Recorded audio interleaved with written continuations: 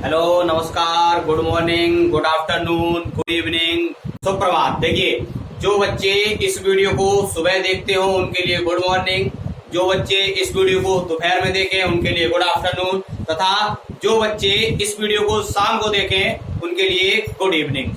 मैं आप सभी लोगों का स्वागत करता हूं अपने YouTube चैनल पर। और आज मैं आपको फिर एक मुख्य विषय जो हमारा विज्ञान विषय है, कक्षा 10 विज्ञान का विषय, जो विज्ञान विषय है कक्षा 10 के लिए जो अत्यंत महत्वपूर्ण पॉइंट है वो आज मैं आपके सामने लेकर आया हूं। आप मेरे पीछे व्हाइट बोर्ड पर देख रहे होंगे जो ये चित्र बना है, ये बहुत ही सुंदर है और इसके बारे में बहुत ही महत्वपूर्ण जानकारी मैं आपको आज प्रदान करूंगा। आप मुझसे लगातार जुड़े रहें, मेरी वीडियो को अंत तक देखें। यदि वीडियो आपको पसंद आया हो तो उसे लाइक अवश्य करें ताकि मुझे यह पता चल जाए कि यह जो वीडियो है समझ रहे हैं। प्रत्येक पॉइंट को नोट करते चलें। आज मैं आपको बहुत ही अत्यंत महत्वपूर्ण जानकारी प्रदान करूंगा। आज मैं आपको उसके बारे में समझाऊंगा जो एक विज्ञान विषय के अंतर्गत कक्षा 10 का जो मनुष्य का श्वसन तंत्र है, इसको मैं बहुत ही अच्छे तरह से आज आपको समझाऊंगा, जिसको बोलते हैं रेस्पिरेटरी सिस्टम ऑफ ह्यूमन। मनुष्य का श्वसन तंत्र क्या होता है, किस प्रकार से कार्य करता है, उसमें कौन कौन से अंग होते हैं जो उसके श्वसन तंत्र में सहायक होते हैं। आप लगातार मुझसे जुड़े रहें, मेरी वीडियो को अंत तक देखें और जो ये क्रम है एक के बाद एक आप तक पहुंचने का, वह वीडियो आप तक पहुंच रही है। इसके लिए मुझे कमेंट बॉक्स में कमेंट करके बताते रहें। जो भी पॉइंट आपको समझ में नहीं आता, मैं यहीं पर उस पॉइंट को पूरी तरह से समझाने की कोशिश करता हूं और उम्मीद करता हूं कि वह पॉइंट आपको अच्छी तरह से समझ में भी आता होगा। यदि वीडियो को पसंद करें तो उसे लाइक अवश्य करें ताकि मुझे पता चल जाए कि यह वीडियो आप तक पहुंच रही है। तो देखिए, शुरू करते हैं आज का वीडियो। आज का जो मुख्य पॉइंट है वह है मनुष्य का श्वसन तंत्र, जिसको बोलते हैं रेस्पिरेटरी सिस्टम ऑफ ह्यूमन। क्या होता है, देखिए ये जो चित्र है इसको बहुत आप अच्छी तरह से देख रहे होंगे। ये मनुष्य का श्वसन अंग है जिससे मनुष्य सांस लेता है। देखिए, या तो इसका एक स्क्रीनशॉट ले लें और या इस चित्र को बहुत ही अच्छी तरह से अपनी नोटबुक पर बना लें। ये बहुत ही महत्वपूर्ण पॉइंट है और यह आप तक मैं पहुंचा रहा हूं। लगातार मुझसे जुड़े रहें, मेरी वीडियो को अंत तक देखते रहें, तभी यह आपको बहुत ही अच्छी तरह से समझ में आएगा। ये है मनुष्य का श्वसन अंग। इसमें कितने भाग होते हैं मैं प्रत्येक भाग के बारे में आपको बताऊंगा। ये होता है कंठ, और कंठ के बाद होता है श्वास नली, श्वास नली बाएं फुफ्फुस का उच्च पिंड, मुख्य बाएं श्वसनी, और दाएं फुफ्फुस का मध्य पिंड, बाएं फुफ्फुस का निम्न पिंड, बाएं फुफ्फुस का निम्न पिंड। देखिए, ये जो दाएं और बाएं फुफ्फुस के जो निम्न पिंड हैं उनको भी देखिए, और मुख्य दाएं श्वसनी और मुख्य बाएं श्वसनी तथा दाएं फुफ्फुस का उच्च पिंड। ये निम्न पिंड, ये बाएं फुफ्फुस का उच्च पिंड है और ये दाएं फुफ्फुस का उच्च पिंड है। इस चित्र को बहुत ही अच्छी तरह से आप बना लें और अच्छी तरह से मैं इसे समझाऊंगा और आप भी बहुत ही अच्छी तरह से इसे समझेंगे। मैं आपको सारी जानकारी यहीं पर प्रदान करूंगा, आप सब यहीं पर लेकर के जाएंगे। आपको रटने की कोई आवश्यकता नहीं होगी। इसमें कितने अंग होते हैं, यानी कितने भाग होते हैं, ऐसे कौन से अंग होते हैं जो उसमें बहुत सहायक होते हैं, मैं आज आपको यह सारी जानकारी दूंगा। तो लगातार मुझसे जुड़े रहें, मेरी वीडियो को अंत तक देखते रहें। चलिए शुरू करते हैं आज की क्लास। आज की क्लास का मुख्य विषय है मनुष्य का श्वसन तंत्र, यानी कि मनुष्य का श्वसन अंग। देखिए, मनुष्य में ऑक्सीजन तथा कार्बन डाइऑक्साइड के आदान प्रदान में भाग लेने वाले अंगों को दो समूह में बांटते हैं। जो मनुष्य में ऑक्सीजन और तथा कार्बन डाइऑक्साइड, ऑक्सीजन तथा कार्बन डाइऑक्साइड, इसको बोलते हैं O2 और इसको बोलते हैं CO2। ऑक्सीजन और कार्बन डाइऑक्साइड होती है उसके आदान ग्रहण करना और प्रदान माने छोड़ना। जो आदान प्रदान होता है जिसमें ये भाग लेने वाले जो अंग होते हैं उनको दो समूहों में बांटते हैं। कितने समूह बांटते हैं? दो समूहों में बांटते हैं। देखिए, मैं प्रत्येक वीडियो आप तक पहुंचाता हूं और उसके नीचे डिस्क्रिप्शन बॉक्स में लिंक दे देता हूं। आप उन सभी वीडियो को एक के बाद एक जो आपके पास पहुंच रही है उसको जोड़ते रहें और उस ज्ञान को प्राप्त करते रहें। पहला क्या है? सहायक श्वसन अंग। क्या है पहला? सहायक श्वसन अंग। और दूसरा क्या है? मुख्य श्वसन अंग या फेफड़े। मुख्य श्वसन अंग या फेफड़े, यानी कि वो कौन से सहायक श्वसन अंग है जिनसे हम, जो मनुष्य का ये श्वसन अंग है जिससे हम सांस लेते हैं, और जो मुख्य श्वसन अंग है वह क्या है? ये फेफड़े हैं, जो आप बहुत ही अच्छी तरह से देख रहे होंगे। ये चित्र है, इस चित्र के माध्यम से मैं आपको सारा पॉइंट समझाऊंगा। इस चित्र को आप बना लें और प्रत्येक पॉइंट को नोट करते चलें। ये पॉइंट लिखाया है वो भी नोट कर लें। यानी मनुष्य में ऑक्सीजन तथा कार्बन डाइऑक्साइड के आदान प्रदान में भाग लेने वाले अंगों को प्रमुख रूप से दो समूह में बांटते हैं। पहला है सहायक श्वसन अंग और दूसरा है मुख्य श्वसन अंग या फेफड़े। ये क्या होते हैं मैं आपको बहुत ही अच्छी तरह से समझाऊंगा। आप मेरी वीडियो को अंत तक अवश्य देखें, तभी आपको बहुत ही अच्छी तरह से समझ में आएगा। देखते हैं आगे वाला, यानी कि उसे समझाने की कोशिश करता हूं। जो उसके आगे है वो अभी देख लेते हैं।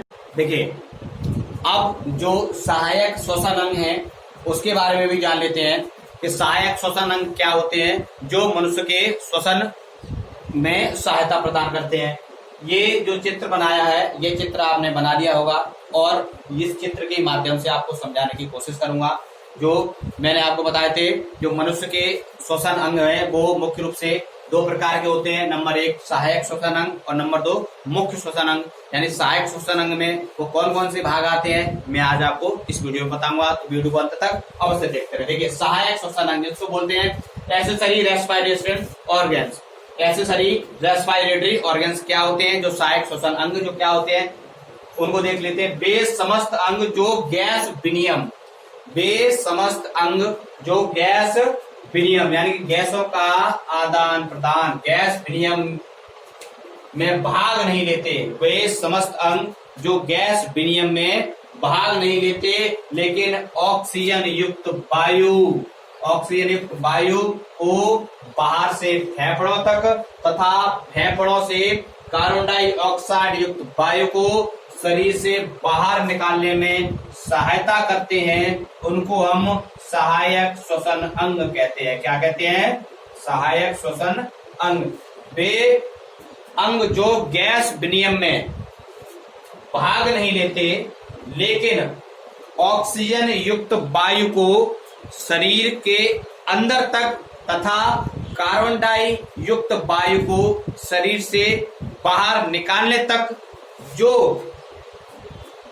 क्रिया करते हैं या जिसमें भाग लेते हैं वो सभी सहायक श्वसन अंग कहलाते हैं। जैसे बाह्य नासारंध्र, यानी कि जो हमारी नासा होती है, नासा जिसको हम नाक बोलते हैं, जो रंध्र होते हैं उसमें जो 2 रंध्र होते हैं उनको बोलते हैं बाह्य नासारंध्र, नासा मार्ग, और जो नासा का जो मार्ग होता है जिसके अंदर से हम सांस लेते हैं, और ग्रसनी जहां से सांस नासा मार्ग से होते हुए ग्रसनी में पहुंचती है, और वह वायुनाल जो फेफड़ों तक वायु को ले जाती है। ये सभी सहायक श्वसन अंग कहलाते हैं, जो गैस विनिमय में भाग नहीं लेते, लेकिन ऑक्सीजन युक्त वायु को शरीर के अंदर ले आते हैं तथा कार्बन डाइऑक्साइड वायु को शरीर से बाहर निकालते हैं। वो सभी जैसे बाहरी नासारंध्र, नासा मार्ग, ग्रसनी और वायुनाल, ये सभी सहायक श्वसन अंग कहलाते हैं। अब इसके बाद दूसरा जो पॉइंट था हमारा मुख्य श्वसन अंग, उसको भी देखते हैं।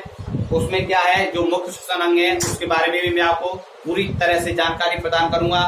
आज जो मैंने आपको ये फेफड़ों का जो मनुष्य का श्वसन अंग का जो चित्र बनाया है ये समझाया, यानी कि इसके बारे में और मैं आपको समझाऊंगा।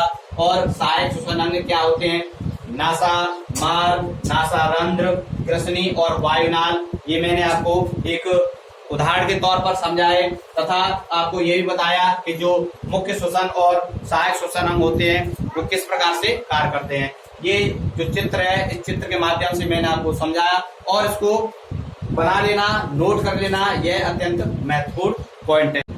जो मुख्य श्वसन अंग है, जो मुख्य श्वसन अंग है वह क्या है, जिन्हें बोलते हैं मेन रेस्पिरेटरी ऑर्गन्स, मुख्य श्वसन अंग। इनको भी देखते हैं। मुख्य श्वसन अंगों में ऑक्सीजन व कार्बन डाइऑक्साइड का आदान प्रदान होता है। जो मुख्य श्वसन अंग होते हैं उनमें ऑक्सीजन और कार्बन डाइऑक्साइड का आदान प्रदान होता है। ये बहुत ही महत्वपूर्ण पॉइंट है, इसको नोट करते रहें।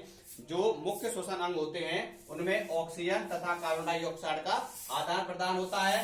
जो फेफड़े, ये जो चित्र बनाया वो किसका है, ये फेफड़ों का चित्र है। यानी जो फेफड़े होते हैं वो मनुष्य के दोनों फेफड़े या फुफ्फुस, क्या बोलते हैं, फेफड़े या फुफ्फुस। जो फेफड़े होते हैं उनको हम फुफ्फुस भी बोलते हैं। हृदय के दोनों ओर वक्ष गुहा में स्थित होते हैं।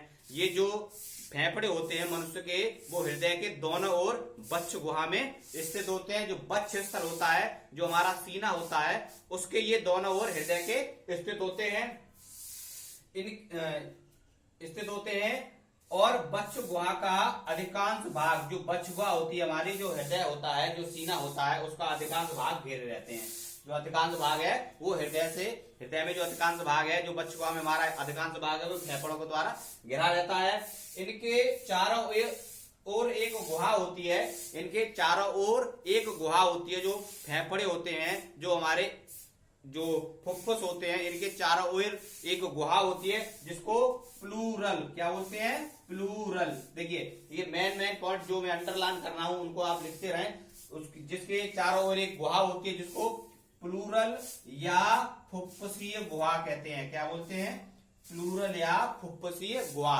जिसके चारों ओर एक गुहा होती है, जिसको प्लूरल या फुफ्फुसीय गुहा कहते हैं। देखिए प्रत्येक फुफ्फुस संख्या में कितने होते हैं, 2 होते हैं, 1 और 1 2। ये संख्या में कैसे होते हैं, 2 होते हैं। यानी प्रत्येक फुफ्फुस शंक्वाकार, हल्के गुलाबी रंग का कैसा होता है, शंक्वाकार, शंख के आकार का होता है, हल्के गुलाबी रंग का होता है, गुलाबी रंग का होता है, स्पंजी तथा लचीला होता है। कैसा होता है, स्पंजी होता है एवं लचीला होता है। जो प्रत्येक फुफ्फुस है वो हल्के गुलाबी रंग का होता है, स्पंजी होता है और लचीला होता है, लचीला होता है। ये श्वसनियों, श्वसनिकाओं, वायुकोशों और कूपिकाओं एवं रुधिर केशिकाओं के जाल से बने होते हैं। जो ये फुफ्फुस होते हैं, जो फेफड़े होते हैं, वो किससे बने होते हैं, श्वसनियों, श्वसनिकाओं, वायुकोशों, कूपिकाओं एवं रुधिर केशिकाओं के जाल से बने होते हैं। जो हमारे मुख्य श्वसन अंग हैं, वो किसके बने होते हैं, श्वसनियों, श्वसनिकाओं, वायुकोशों, कूपिकाओं एवं रुधिर केशिकाओं के जाल से बने होते हैं। ये शंख के आकार के होते हैं, इनका रंग हल्का गुलाबी होता है और प्रत्येक जो फुफ्फुस होता है वो हृदय के दोनों तरफ स्थित होता है। देखिए ये जो मुख्य पॉइंट है, मुख्य श्वसन अंग, ये मैं आपको बहुत अच्छी तरह से समझाया और आपके समझ में आया। इसका जो और भी भाग बचा हुआ है, मैं आपको वो भी समझाता हूं। आप लगातार मुझसे जुड़े रहें और इसको पूरी तरह से समझने की कोशिश करें। इस चित्र को ध्यान में रखते हुए पूरी तरह से समझने की। आगे देखते हैं, आगे क्या है कि मनुष्य का दायां फुफ्फुस 3, जो मनुष्य का दायां जो फुफ्फुस होता है, ये कौन सा भाग है, ये दायां भाग है। ये मनुष्य का जो दायां फुफ्फुस होता है। अब देखिए एक चित्र पर विशेष ध्यान दें, मैं बहुत ही महत्वपूर्ण पॉइंट को बता रहा हूं आपको। जो मनुष्य का ये दायां फुफ्फुस होता है, जो दायां जो फेफड़ा होता है, वो कितने भागों का होता है, 3 भागों का। एक भाग ये होता है, दूसरा भाग ये होता है और तीसरा भाग ये होता है। जब जो मनुष्य का जो दायां फुफ्फुस होता है वह कितने भागों का बना होता है, वह 3 भागों का बना होता है। तथा जो बायां फुफ्फुस होता है, जो बायां फुफ्फुस होता है वो 2 भागों का, एक ये भाग होता है और एक ये भाग।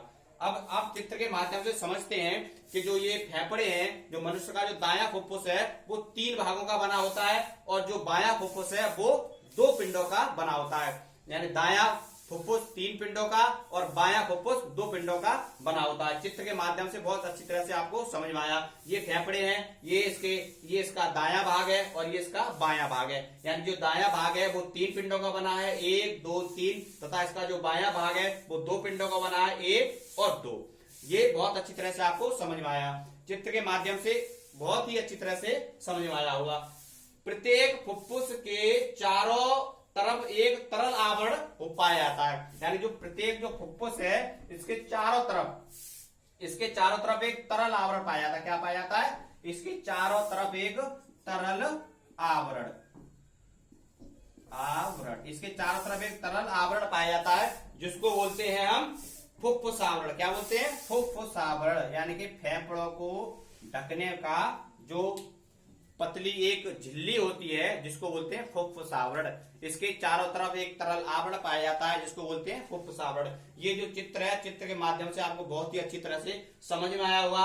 ये सहायक श्वसन अंग क्या होते हैं, नासा, नासा मार्ग, ग्रसनी, ये सब सहायक श्वसन अंग होते हैं। और जो मुख्य श्वसन अंग है, जहां गैसों का ऑक्सीजन तथा कार्बन डाइऑक्साइड का आदान प्रदान होता है वो फेफड़े हैं। फेफड़े हमारे मुख्य श्वसन अंग होते हैं। जो मनुष्य का दाया जो फुफ्फुस होता है वो 3 पिंडों का बना होता है।